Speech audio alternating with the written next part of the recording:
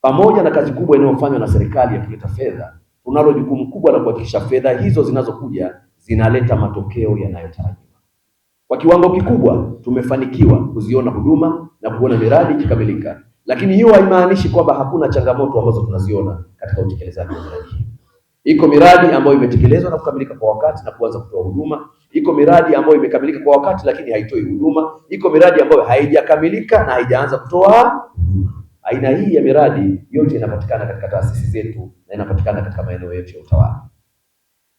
Baada ya kuona mambo yanajirudia kwenye baadhi ya maeneo, kila tunapofanya ziara ya kukagua huduma, ziara ya kukagua miradi, kuna changamoto tunaziona zinajirudia. Serikali kupitia taasisi yetu ya kuzuia na kupambana na rushwa iliona ipo haja na hoja ya kuwajengea uwezo viongozi na watumishi wa serikali waliopewa dhamana ya manunuzi, dhamana ya maamuzi na dhamana ya usimamizi katika maeneo yenu, ili kuwa na uelewa wa kutosha wa namna gani tunaweza kudhibiti mianya ama nafasi za kuharibu utekelezaji wa miradi. Ukienda kule kwa wakurugenzi wangu, wana miradi ya afya, wana miradi ya elimu, wana miradi ya utawala wanafanya sasa hivi. Je, miradi hiyo mpaka tushikiane, mpaka ziara ziwe za kila siku ndio mradi unakamilika?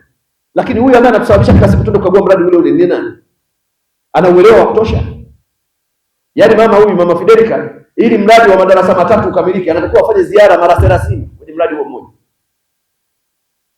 Lakini kwa sababu gani? Kuna mtu yuko pale haaminiki. Ukimwachia gepu kidogo, simenti zimeondoka. Ukiachia kidogo, nondo zimepunguzwa. Ukiachia kidogo, hajalipa mafundi. Ukiachia kidogo, yeye mwenyewe haonekani kabisa. Ndio maana tumewaita hapa ili tuwaonyesheni reference ya hayo yanayotokea na namna tunavyoweza kuyadhibiti. Nataka niwaambie, nipo mimi ama yuko mtu mwingine hapa, dhamira ya serikali ni kuona fedha ya umma inayoletwa kwenye miradi yetu inafanya kazi inayotarajiwa na umma. Miradi yao ianze kwa wakati, ikamilike kwa wakati na itolewe huduma inayotarajiwa kwa ubora unaotakiwa. Hilo jambo la kwanza. Lakini jambo la pili, wanatamani CAG anapopita, mkaguzi wa ndani anapopita, mkaguzi wa nje anapopita, kamati za bunge zinapopita, zikute hiyo miradi haina kasoro zinazotokana na usimamizi, ufuatiliaji ama ubora unaozingatiwa katika miradi husika.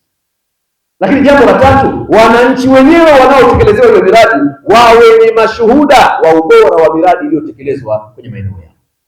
Na mimi nataka nikwambie kamanda, baada ya leo, maana kuna kipindi nilikuwa nakwambia subiri kidogo, tuma waende tena, hebu wafuatilie tena kidogo, hebu wamuite na yule. This time baada ya maelezo, mradi ukianza from the beginning, ukiona dalili usiniambie habari ya tunachunguza. Sema mkuu, tunaomba tusimamishe wafuatao, alafu mambo yaendelee. Huu mkoa una watu wengi. Kama kuna mkuu wa idara ambaye ni tatizo, simamisha kwanza, uchunguzi mkute nje ya ofisi. Hatuwezi kuwa tunazungumza mambo yale kwa namna ile na watu wale.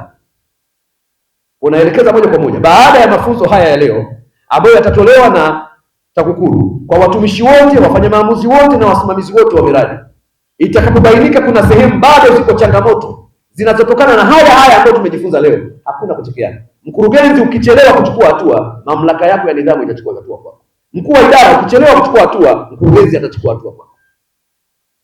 Na hilo nataka niliseme, RS hapa tuna timu nzuri sana ya miundombinu. Mkienda sehemu mkabaini mambo hayaeleweki, apewe taarifa rasmi kwa wakati na hatua zifanye nini? Zichukuliwe. Tufunge ukurasa wa kila siku kwa tunazungumza habari mradi bado. Na tunayo kasheshe nyingine ambayo ni ajabu sana. Zinakuja fedha za mradi, fedha inakuja kwa wakati, lakini hatuanzi mradi kwa wakati. Na ziko baadhi ya halmashauri hapa mpaka tunazungumza kuna fedha zenu hamjazikusa, zimekaa. Mwaka wa fedha unafika mwisho, hela zinarudi. Alafu wananchi wanasubiri hospitali, wewe hela unazo kwenye akaunti, hujaanza kuzitumia na huko hapo unatutizama. Hapo ni pa kuchunguza kamanda.